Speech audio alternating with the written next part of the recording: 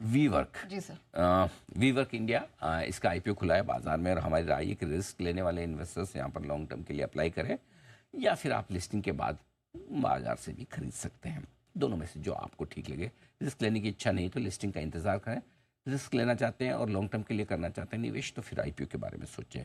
क्या कुछ अच्छा है इस कंपनी के बारे में? बहुत ही स्ट्रॉन्ग ब्रांड है वीवर्क की, भारत में भी और इंटरनेशनली भी।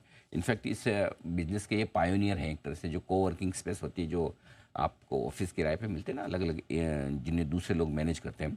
एक्सपीरियंस मैनेजमेंट है इनका, प्रमोटर्स बहुत अच्छे हैं, इसमें कोई डाउट नहीं, बिजनेस को अच्छे से जानते समझते हैं। अपने स्पेस में मार्केट लीडर है, देश की सबसे बड़ी कोवर्किंग स्पेस वाली कंपनी है, हाईएस्ट मार्केट शेयर है, तो प्राइसिंग भी ये कमांड करते हैं। एम्बेसी ग्रुप इनका प्रमोटर है जो कि बहुत ही रेपुटेड है और रियल इस्टेट में जाना पहचाना नाम है।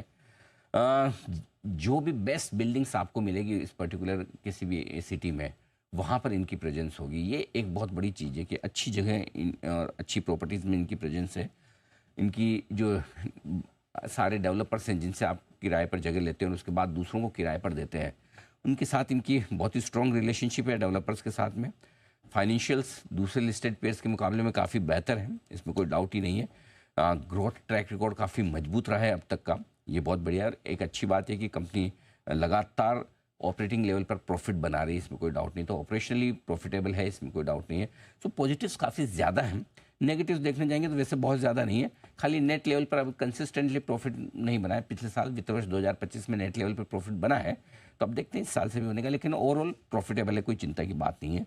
वो ऑक्यूपेंसी लेवल कई बार कम ज़्यादा थोड़े से होते रहते हैं और रिन्यूअल रेट्स भी कम ज़्यादा होती रहती है, which is part of business actually.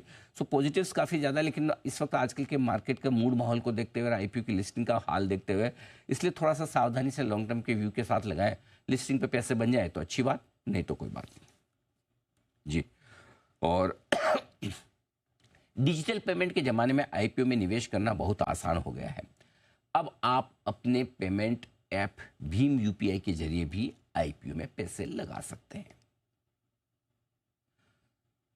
और आज की एक लिस्टिंग है वो भी मैं आपको बता दूं। पेस डिजिटेक इशू को थोड़ा ढीला रिस्पॉन्स मिला था, करीबन करीबन 1.5 गुना सब्सक्राइब हुआ था। हमने इस आईपीओ में रीजनेबल लिस्टिंग एंड और लॉन्ग टर्म के लिए अप्लाई करने की राय दी थी। 219 रुपये की इशू प्राइस है, थोड़ा लिस्टिंग प्रीमियम पर होनी चाहिए 235-240 की रेंज में।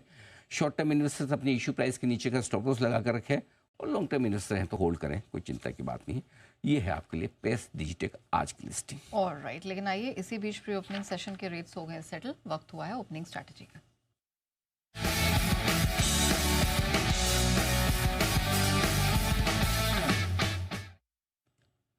मार्केट कुछ ही देर में खुलने वाले हैं और सारे निवेशकों के लिए एक जरूरी सूचना है नेशनल स्टॉक एक्सचेंज की तरफ से। जब स्टॉक मार्केट में इन्वेस्टमेंट की बात हो तो हमेशा निवेश करने से पहले बड़े ध्यान से रिस्क को परखें, जांचें और उसके बाद ही इन्वेस्ट करें। ज़्यादा रिस्क ना उठाएं, रिस्क उठाने से पहले सही रिसर्च करें, पूरी जानकारी लें और फिर फैसला करें।